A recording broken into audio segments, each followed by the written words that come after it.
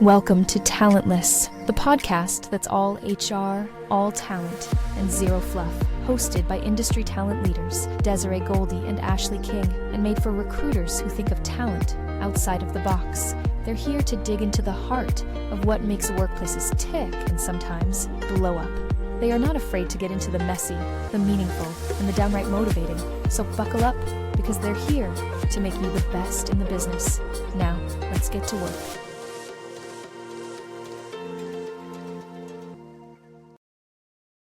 Well, hello, folks. Welcome back to another episode of Talentless. We're so excited to see you and hear you and all the things. This week, we're talking about hard lessons, ghosting, red flags, and the time we learned the difference between culture fit and culture fiction. These are the hot takes and painful truths we've learned from being in the trenches. Today, we'll discuss 3 lessons all recruiters will have to learn one way or another. Ashley, does that sound good to you?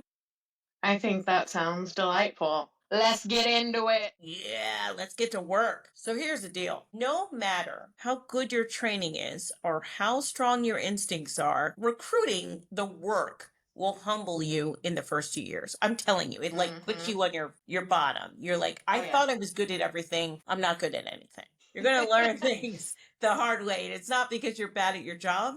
It's because this job is hard. The system is messy. People are unpredictable. And there's no textbook for what do I do when the hiring manager suddenly disappears after panel interviews. But instead of gatekeeping these lessons, we're here to hand them to you up front. Bruises, receipts, and all. Let's get into it. So, super excited for us to discuss today. Essentially, we're going to be talking about the 3 lessons every recruiter essentially learns in their first few years. Talent and HR is always going to be a very interesting subject because the product that we work with is people. And where we put them down at night is not where we pick them up the next morning. It is not like working with or on anything else. So, like you said, recruiting, it's going to humble you and fast. Whether it's, letting a candidate hijack the screen, botching your salary pitch to the candidate as far as the range, misreading the room thanks to different biases. Essentially, every talent pro takes a few hits early on that really will either build a healthy foundation for the future of their career if they learn from it properly, or they will be one of those recruiters that we say might be a baddie or a scammer. So in this episode, we're naming the top mistakes, why they happen, how to dodge them like a pro, and pretty much learn the hacks from us and not have to learn the hard way. Yeah, I love that. It's funny because when I was thinking about this episode, I was like, what lessons have I learned? I've learned so many over time. And in the first 2 years, oh my gosh, it was just like overwhelming of how much I felt like I was losing. And I want to say the first one that we want to put out is that the best candidate doesn't always get the job. You might think they're the right person in the seat. You might think they're a culture add. You might think they're best for the organization, and it doesn't always happen. You can do everything right in your job as a recruiter and still lose. And that's it. It's brutal. You can source the perfect candidate. You can prep them to perfection and still lose the offer because the business quietly changed its priorities. I mean, we all know these reorgs and this crazy stuff happening in 2025. It feels like, I don't even know, every day some organization is reorging everything. Right. And so you could have the person sitting in the seat close to offer, and now they're like, no, the job no longer exists. That's not your fault, but it happens consistently, right? Yeah. A last minute referral. Nepotism and referrals are the bane of my existence sometimes, right? They always happen. They're like, oh, you know what? I have this guy who was a friend of a friend of a friend. And you've gone through 6 weeks of looking and sourcing for this role. And next thing you know, there's somebody who's a referral and gets sat in the seat way before your candidates did. And you may have the best candidate. Yeah. Right? The other thing I really want to point out, and we've talked about this on other episodes, but the hiring manager was actually not truly aligned to what you were thinking and what the priorities were and what the priorities were of the business. And this, we could talk about this again, but it also goes back to that intake call, right? What are the Yeah. priorities? What are the things that are happening in the organization that might affect what you're going to do? But that could change a hot second, right? Yeah. I said this to someone the other day, and this emotionally hurts recruiters because Mm, you emotionally get invested in people and their outcomes. You want somebody to get hired. You want somebody to get that job, but the system isn't designed to reward the best, just the safest and most convenient. mm, Every recruiter eventually has to learn to manage the process, right? We have to manage expectations. We have to manage what is happening and what the outcomes need to be. So we have no control, but we control the result in like a weird way. It's like a yeah. weird dynamic in recruiting. It's probably in no other job. And it's something I had to learn really significantly, that sometimes I don't control the ultimate thing, right? I just Yeah. control what I can control. And then I get it to the finish line, and the finish line may not be what I want. And it's super painful, super, super, super heartbreaking sometimes. Yeah, I definitely think on just the emotional resilience of understanding that you manage a process, not an outcome, and not the results. And so you literally can do absolutely everything to get them the best person that they could possibly get for this job. And they could then decide, oh, my neighbor that I've known since I was 12 needs a job. So we're actually going to do, XYZ. And it's harmful for a few reasons. It's harmful because now all of a sudden you realize they didn't really need the quality that they were making me fight and seek and claw and source to go out there and find and verify. So Yeah. it's kind of like now all of a sudden they have these, loose leaf qualifications that now anyone can kind of adhere to. And to me, that's kind of really frustrating as a recruiter because it's like, so you could teach this, you could have the ability to do these things. You're opting not to and pushing it on us to go find the qualified talent, which I have no issue with. That's my job, right? I love to do it. But once you send me on that hike and on that trail, don't let me come back and find out that you've already done it, schnubbed it, and we don't need it anymore. So that's kind of rough. The other thing that I would say, so like whenever it comes to the best candidate doesn't always get the job. I had a great manager that taught me a lot straight out of becoming a recruiter, like in my first role. And one of the things that he had said to me, and this was a really hard lesson for me because he always told me, he was like, you're very much a street justice person. Like if you think you know who is the best 90's qualified good. candidate, and he was like, once you have who you think it should be, he's like, you have a really hard time with like managers not adhering to that or wanting to hire outside of that. And he was like, there's something that you have to realize. He's like, and I'm going to tell you, you're right. He's like, you are 100% right. And if you need someone to say it to your face so you understand that, I will be that person. You are correct. What a great But manager. the hard, well, here. And then he paused and he said, but the hard part you have to realize is it doesn't matter. He's like, you are 100% accurate. That is the best person for the job. My dog says hi, by the way, audience. But at the end of the day, it doesn't matter at all. So you're going to have to find a way to let go of that. And especially once you've decided to become a strategic partner in talent to where now you're an advocate of the candidate, you're an internal champion. So you've done all of this self convincing, all of this system justification within your mind. And then to completely revert back on that, I think is kind of hard because it shows an internal incongruency that is like, well, does my job really matter of finding quality? Because when it's your friend, we don't need quality anymore to Right. do this job.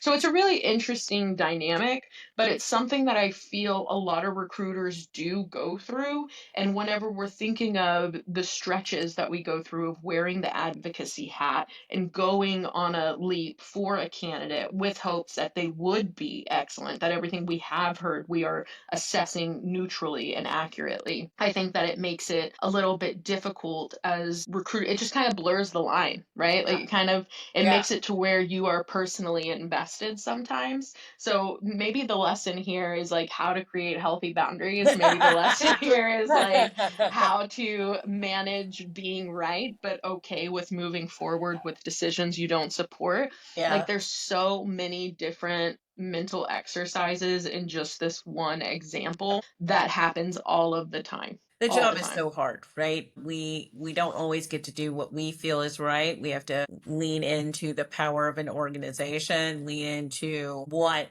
they want as the end goal, and sometimes that is against everything we believe in, everything Mm, that we thought for we were advocating for our candidates, and that's why this job is difficult. yeah. That every day this job it gets difficult because we are usually the best recruiters are empathetic to the people they're actually recruiting from to, right?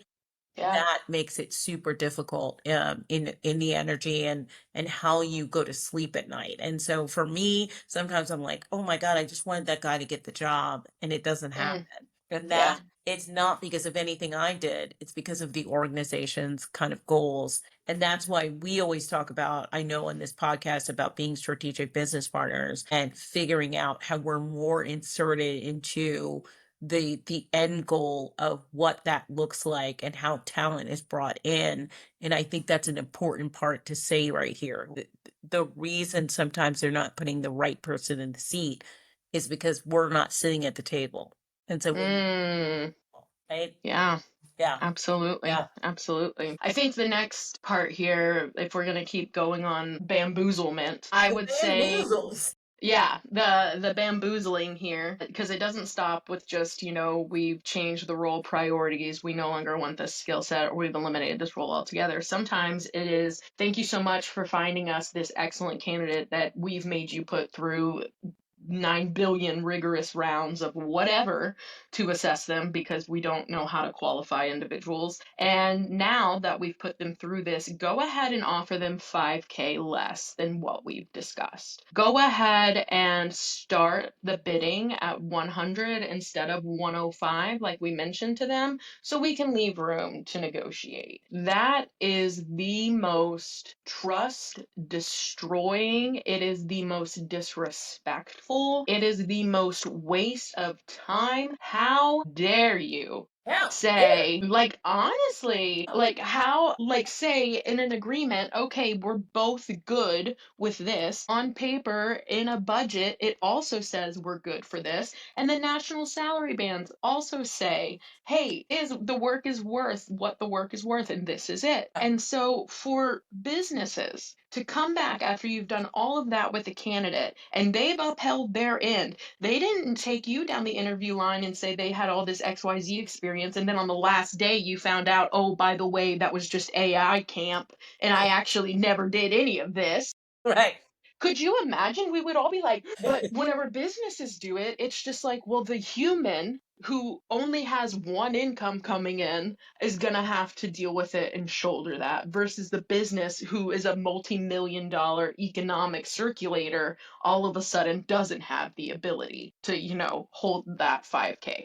So it's something that whenever you're thinking about giving the offer, if you start low, you will stay low. And that is specifically in reputation and relationship. Yeah. I cannot tell you how many times I have pushed back on an HR BP because they have come back and said, okay, we're going to give them this offer. And I say, no, no, no, no, no. I have already discussed with this candidate that we will be doing XYZ. So there is a solution to this. We'll get to it in a second. But first, let's talk about why this is such a crap deal.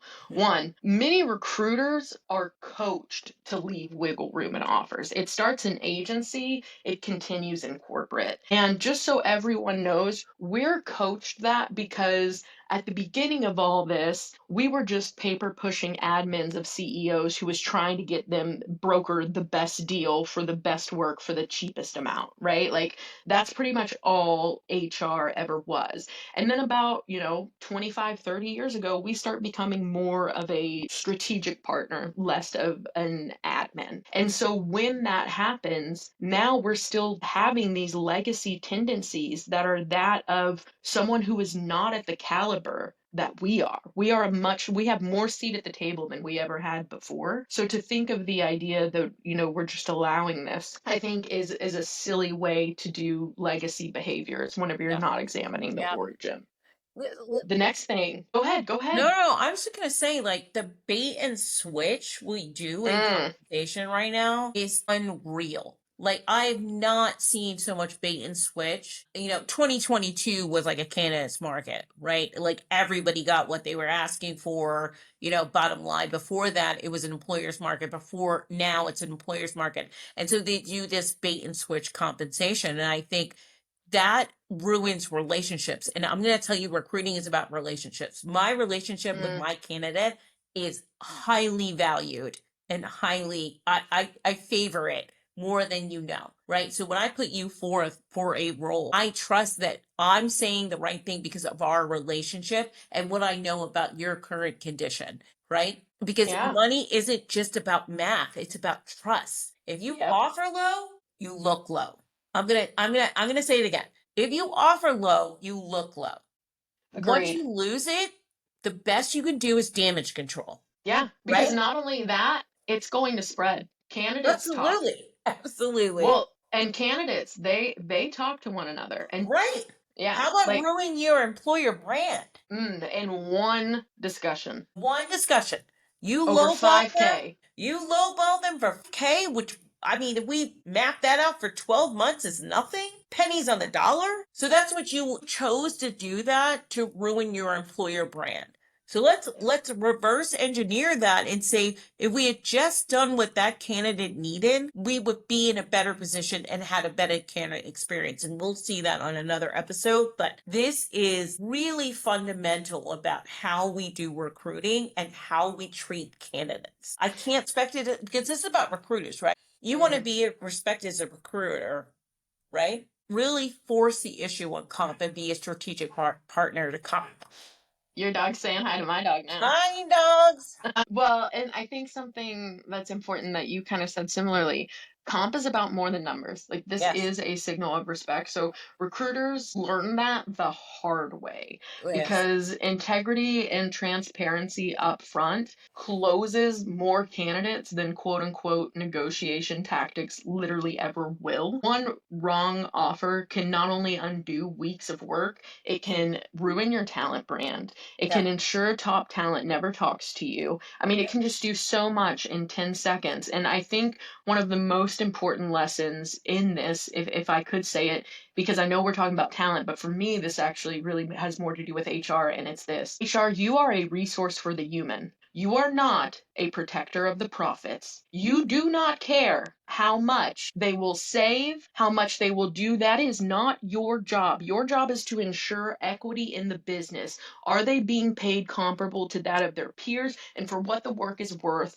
and that of a national band as well, right? Like we're in a whole different society post 2020. So you have a lot to do whenever it comes to compensation to ensure equity. That's your job. Stick in that wheelhouse, because what I see HR people doing is saying, well, their P&L and their budget, we could save XYZ. That is none of your business. That is go to market. That is sales. That is people who seek revenue and the accounting team that balances it to make sure that their operations or business or whoever is running the actual boots on the ground can sustain. Those are three other people's jobs. And in this, because it is HR who usually approves the budget and works with the manager to make sure that they're paying the right amount based on the justification of skills, which is usually determined by the manager. So whenever we're talking about who's making the decision to make this teeny tiny cut, it's HR. Not even usually the managers. Like most of the managers are just like, yeah, this is what HR told me was the range. And so it's HR that says, let's try to save a buck. So to those people in the room that ever consider profits or shaving and trimming on a person so they can save money for a business, which is a privilege a different person has, then I'm going to say you're doing the job wrong. That's not it. Yeah, That's not it. I completely agree. I mean, we're in the freaking people business, people. People, Yeah. not business. People. We should be Yeah. looking out for people to be in the right seat. And Ashley and I will talk about this over and over and over again.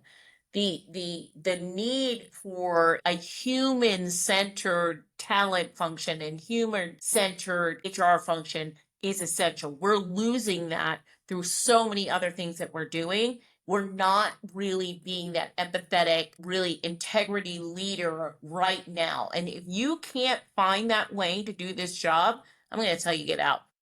Yeah. It's the way this job should be done every single day. And this goes into my next point. Ashley and I, we always talk about this, and probably the audience is like, oh my God, we've heard you say this like 17 times. But I want to talk about us being a strategic partner, right?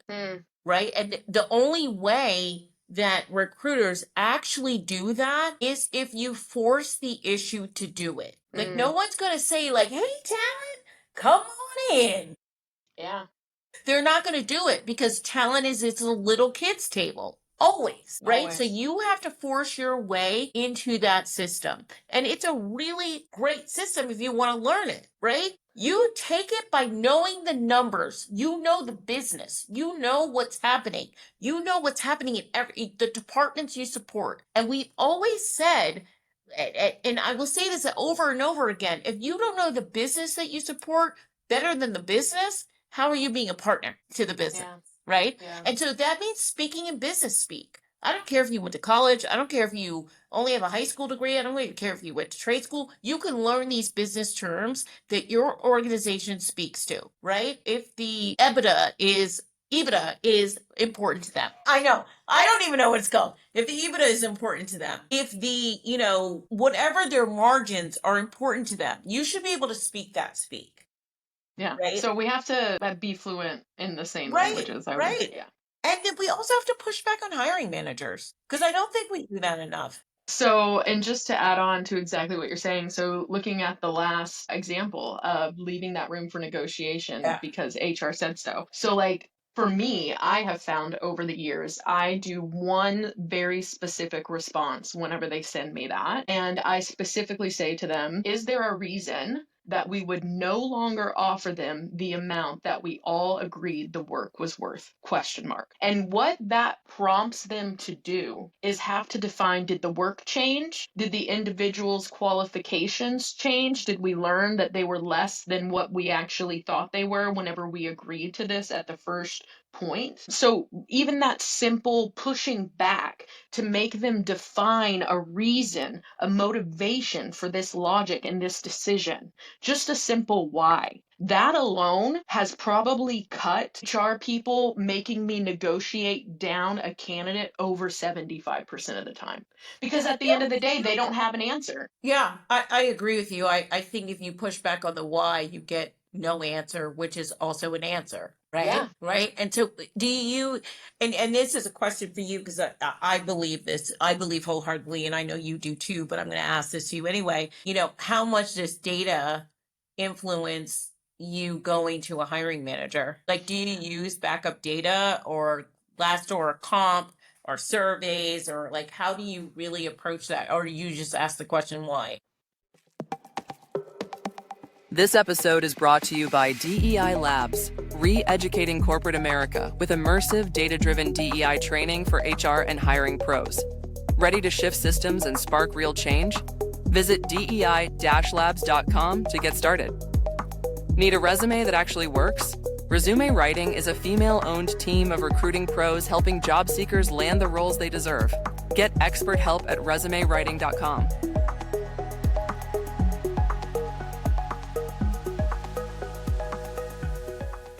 Hey, we're the Payroll Baddies, and our mission is to make payroll fun and relatable. And call out industry when we hear it. You gotta call it out. You gotta call it like you see it. But we also gotta shine a light on all those unsung payroll heroes out there, making sure we get paid. Yeah, those are the real payroll baddies out there, and we love sharing their stories and showing them love. With gold chain and everything, baby. By the way, SAP is the best payroll out there, and if you don't like it, Get out. Yeah, great question. So it really depends. Like, if they're trying to take it down more than 5K, then yeah, I'm going to show up with a little bit of research, because that to me would mean that there's something bigger. Like, there would need to be a reason. Right. So I'm going to hit them with the same question no matter what, like, what has changed? Define. And the reason I ask that specific question is because if you just ask why, then they can be like, well, we didn't really think XYZ. And now that we've reevaluated the budget, they can do all these external factors, right? Right. But if you ask them very specifically what changed between point A and point B to make you change your mind, and that is so specific that half the time they really can't answer. So I will say this to recruiters: depending on your relationship with your HRBP, if you think that it's clean cut enough to just ask one question and not have to put any more legwork, great. If it is something to where maybe you aren't that close with the HRBP and the manager, and you do want to have this conversation in a fruitful way, then absolutely you need to be meeting them with the research that supports why we made this claim that we would pay this much. Your budget agreed that the work was worth this much, and we found a candidate in line for that much. So all three of us agreed at one point, and now it's scattered. So that's why I would say be prepared to come with Yeah. data always, and know how to look it up, know how to do a very Yeah. simple comp analysis. It usually is Glassdoor, PayScale, salary.com. Like, I would say you're doing a meta analysis of about 6 different websites or more to see what a conglomerate of these different salary bands look like per that location, is You know essentially what's what you would funny provide too? them. I was prepping for this call and I was thinking to myself, how many recruiters do I think actually do comp analysis when they're looking at a role? And I had to say to myself, I don't think that many. No, I don't think a lot of people actually know how to do it, if Right. I'm being quite frank. Like, even just me saying it's a quick meta analysis from Right. 6 or more sites, people are like, that's it. And it's like, you just have to do your homework. Now, there are tools that do all this for you and have that background data, and you can put it in. But if you're doing this organically, you're not given tools, and you're just here to support, maybe the salary range is too low and you need to provide to them, one, market feedback that all the candidates are saying it's too low, but two, you need to provide that third party feedback of like, what's the general consensus outside of our our candidate pool saying as well. Yeah. And at that point, that's whenever anything more than, I would say, 4 or 5 data points, that can give you a decent consolidation. But there are certain parameters around that as well. You got to make sure that you're hitting on the right thing whenever you're Yeah. searching, I because it's mean, not I just just, searching a job title, it's the I skills. was having a conversation the other day and I was thinking about this about, and we were talking about this with Mike Petito about this the other day. So I can never say his name right. Sorry, Mike. Perdita and Petito. But I think that we let a lot of people into this field and didn't give them any training. And he said that, like, and it hit me hard, right? Because people have gotten into this field without a ton of training, and it really resonated with me that I may be talking to a blind audience, that we're gonna have this whole episode and they're gonna be like, well, I don't know what you're talking about. I'm doing fine in my job. Yeah. Like, I'm doing great, because they don't know what better looks like. And that's a real thing. And so I just want to be cognizant of that, there's a lot of recruiters out there that don't have a lot of training, and we're here to help. Right. Yeah. So just to be clear, that's 100% of why I made DEI Labs. I know it's called Oh, DEI Labs. I know that we focused on how recruiters do DEI because it was so problematic. But here's what I found by looking at it from that angle: it's problematic everywhere, because yeah. unless you're getting your degree in IO psychology, it's not just talent doing DEI that we're effing up. It's talent doing talent infrastructure. It's the how we're doing talent mobility and integration. It's how we're Yeah. wording job descriptions and not paying attention to disparate impact. It's the fact that whenever I say disparate impact, half the recruiters don't even know what that means. That Right. shit terrifies me. Sorry for the curse Right. word, family, but it really does, because the fact that we had this many people having this much hand on such a significant thing. I mean, they're literally the only hands that touch the money clip that keep the economy going around. They're the only consistent one layer. There's business owners and HR.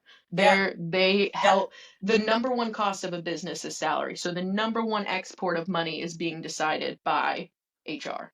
Yeah. So, And I'll say this because there have been a lot of layoffs, and this probably episode won't air until some of these layoffs seem like they've gone by, but we had some significant layoffs in the last week from Microsoft and LinkedIn and some other places. I just want to say that, as you take your journey through recruiting, proving your value is really has to be a journey for you alone, not just your organization. So get into the data, get into how you become a strategic business partner, right? Get into all of these things, because the more you can hold value as a partner to the business, the more you're indispensable. And I had to learn that, and probably 5 years in, had to learn that the way I was indispensable is because I was always trying to fix a process, or I knew the data behind something, or I knew how to do something else. And it's not just putting candidates in the seat.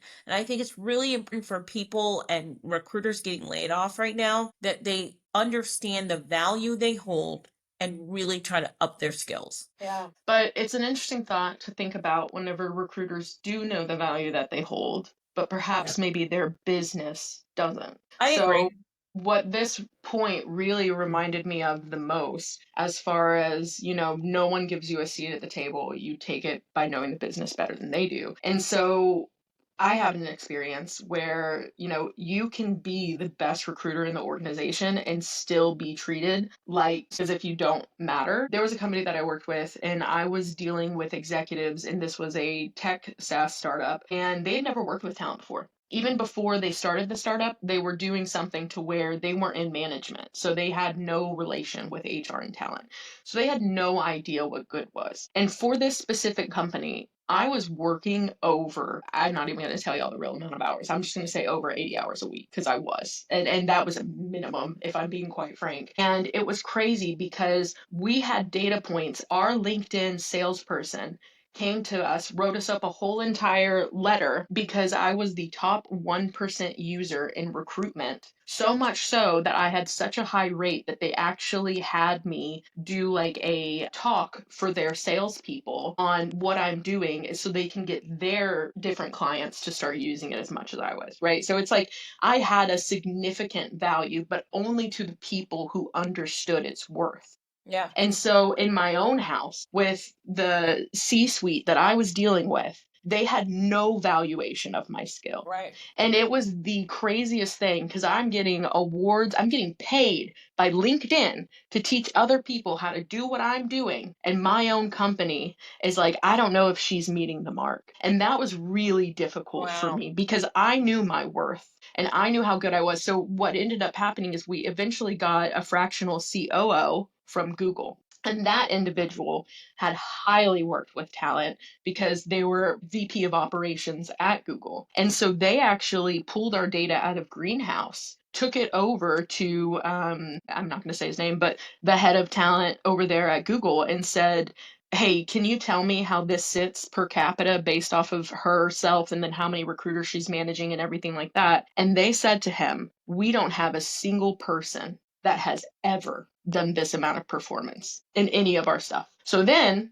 they took it back, said it to the CEO, and I'm telling you, everything changed. I got a bonus. I got a promotion. Wow. Nothing about me changed. Nothing about my work changed. My Wow. work product didn't. The only thing that changed was their perspective on what I was doing. Wow. And I think it's an interesting dichotomy because that's not usually the case, right? Right. Like whenever you're good, the idea is that you get valued. But what if you get like how do you seek value from people who think talent is valueless? Right.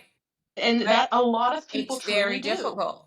This is, I say it goes back to in the numbers. If you listen, I'm a P&L champion. I can read a P&L like anybody's business right now because talent made me do that, right? It made me understand the P&L. And I was able to say to somebody, like, we're not meeting the mark here, here, and here. Here's the P&L and here's what's happening. I think if you educate yourself on the actual organization business, you become a little more invaluable. I'm not saying it stops the problem. right? Because talent is still For the sure. little kids table, right? Always. We would like to change that on this show, but it is still the little kids table. But the more you educate yourself about the organization and the business and what's happening, the more you're able to come to these meetings and say, hey, listen, this is what's valuable, and here how it affects your P&L. Here how it affects your balance sheet. Here it affects your equity. All the things that we don't normally talk about in talent because we're just sitting somebody in the seat.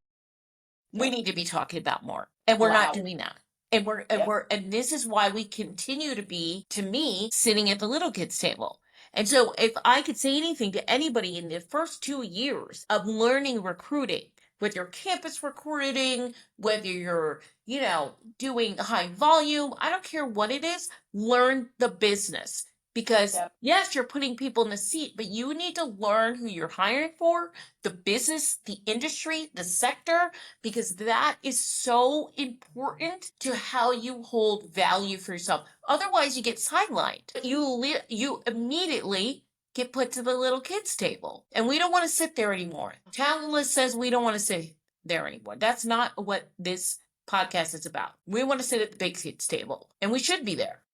Yeah, but you can't say goo goo gaga at the big kids table. You got to speak their language. You have to speak their language. Right. You cannot say goo goo gaga, I'm speaking this LinkedIn speak. No one cares. And I love that we care as a community, but no one cares beyond talent. And so you have to learn the language of the business. You have to make yourself valuable. valuable. A whole different mindset. It really does. If someone had told me that the first 2 years in, I promise you I'd be a different recruiter today.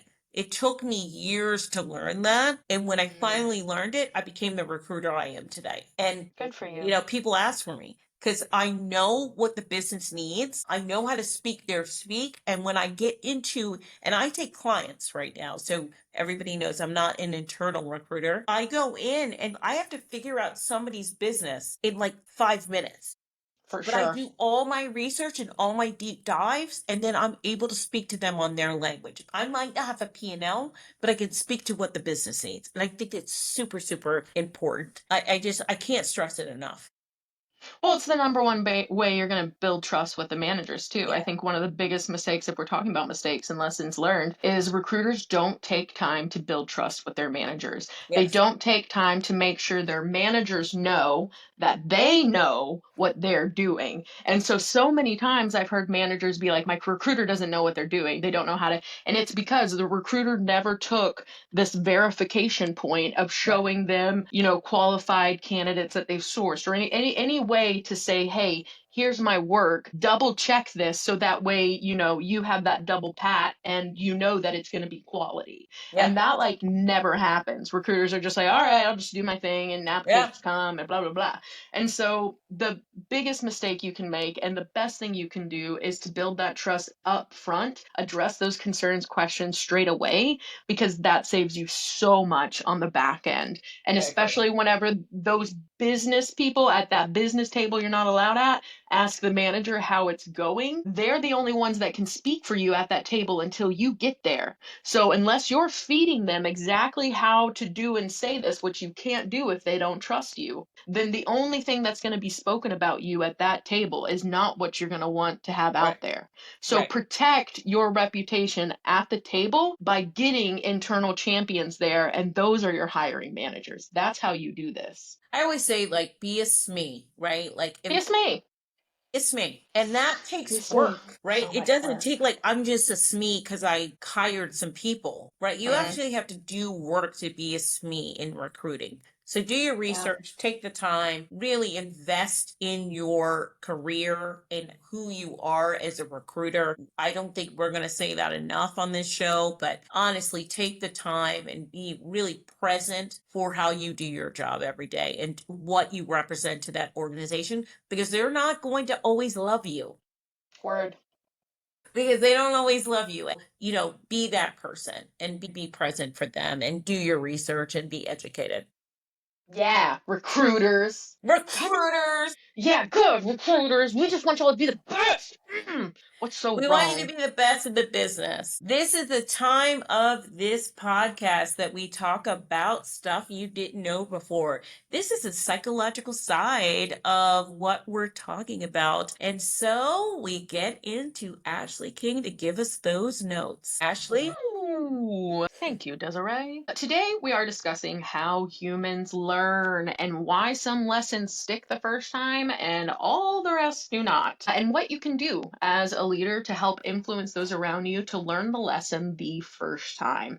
So, in order to understand how lessons work, I think it's best that we go through the two things that impact the person's ability to learn and retain lessons. So, these two things are one, encoding deeply into memory. So whenever we're talking about encoding, that means like whenever you have a memory, sometimes things will be slipping out of your mind, other times they'll stay. For instance, if I was to say right now, Desiree, in West Philadelphia, born and raised, you would say, I don't know, the rest of my are day. you joking? You don't stop the show. If I said in West Philadelphia, born and raised, I you don't know, don't know I'm what from Philly. I mean, it's this like, is absolute I trash. know, I'm I've so trash. canceled the I'm show. sorry. No, not you. Okay, what if I said who lives in a pineapple under the sea? What? Guys, I have to quit. Consider this my severance letter or Listen, whatever it's she's called. trying to make me do references. I don't even know what's happening. I don't Whatever. I was don't trying have time for to. Ashley and her like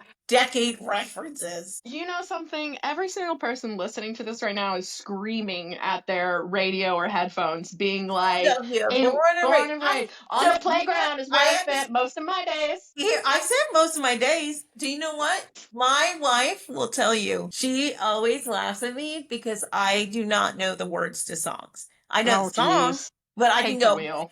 I like sing the rhythm. I know. All right, You'll never do audience. that again. Well, listen. Had this had gone appropriately, what would have happened? All right. I thought you were a culture queen too. My gosh. Okay, well, Fresh Prince is pissed. All right, and I know. He's SpongeBob. probably really mad at me. I know. You know And I'm how sad often for Will him, listens too. to us. Yeah, him and Jada. They're about to be banging on our Yeah, door. they're Like, so why mad. would you? They're so mad Yeah. right now. I know. He's gonna slap me like Chris Rock. Why'd you bring Jada into this? Yeah, pretty much. Okay, so back to reality right now, all right? What I was trying to do is once I sing that song, 99% of America, except for Desiree Goldie, would know that the next lines are in West Philadelphia, born and raised on the playground is where I spend most of my days. The reason that I bring up this explanation is because that line is deeply encoded in your memory. It was not in the front of your mind, but the moment that I said the first part of the line, 99% of the world was able to then pull out in their memory the next sentence of the song. And so that's what encoded deeply means. It's in your long-term memory. It's not in your front of mind, but you're going to have recall. So I did want to explain that specific term of encodement and specifically a deep encodement. And so what can make something deeply encoded is whenever it is with emotion. So especially if that emotion is embarrassment, pride, shame, whatever it is that's going on, if you want to help that lesson burn into long-term memory, it needs to be paired with a type of emotion. The other thing that helps make lessons stick, besides making it emotional and real, is to tie every lesson to a real story, a personal consequence, why it matters. People remember what hurts or helps them as a human and how it would affect them as a person. So let's celebrate changed behavior because that also helps encourage it as well. Not just outcomes, but the honest reward of learning and evolution, right? So like we don't just want to see people repeating, we want to see changed behavior. So remember, the best ways to do this, as far as, ensuring that your recruiters and anyone around you or who works for you can remember some deep lessons, the number one thing you have to do that makes a lesson stick is to get it deeply encoded. The best way to do that is to pair the lesson with an emotion, a story, a personal tie, and that will give it the stickiness that it needs to hopefully eventually change behavior. And once those cycles start beginning, it is now your job to ensure rewarding it so that way way it continues. All right, this is stuff you didn't know before, and I know you didn't know it because Desiree didn't know it, and I'm talking about the song. I can't get I'm past gonna it. know it next We're time. moving past it. We're gonna see y'all know. later. We're no longer friends, by the way, guys. People are gonna freak out. Wait till they hear the next episode. We are so excited that you joined us today, and thank you for sitting in for Talent Tales, and we'll see you next time. Bye. I'm Desiree. And I'm Ashley. And thanks for listening to Talentless, where we keep it real in the world of HR. If you loved what you heard, don't forget to hit subscribe and give us a follow on Blue Sky, Instagram, and LinkedIn. We're here to keep your feed packed with everything you need to level up in recruitment and HR. And be sure to subscribe wherever you get your podcasts. And hey, don't miss out. Sign up for our newsletter for fresh insights and follow us on socials to stay connected with both Ashley and me. Thanks again for joining us on Talentless. Until next time, we'll see you then.